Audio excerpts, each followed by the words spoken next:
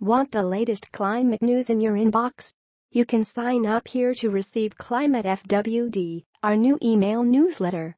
BONN, Germany. If world leaders are angry at the United States for rejecting the Paris climate change agreement, few at United Nations climate talks here are openly showing it.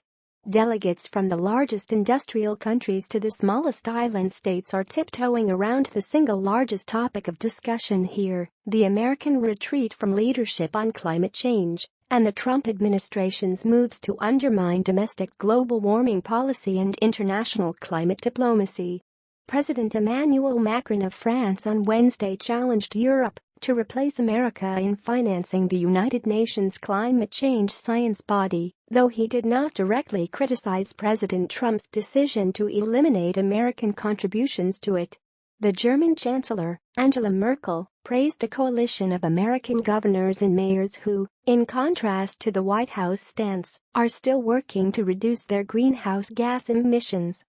Leaders of other nations, from the island of Nauru to landlocked Niger, barely alluded in public remarks to the new posture of the United States, historically the world's largest emitter of planet-warming gases and now the only country to reject a global solution to climate change.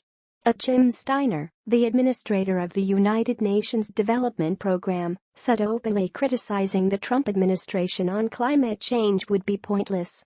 Continue reading the main story. Advertisement. Continue reading the main story. What is to be gained? He asked. The reaction to the U.S. decision was loud and clear from every world leader, so to then go on and on is very unproductive. Diplomats are pulling their punches behind the scenes too. In private negotiating sessions, career State Department staffers have been making headway on technical issues to strengthen the Paris Accord.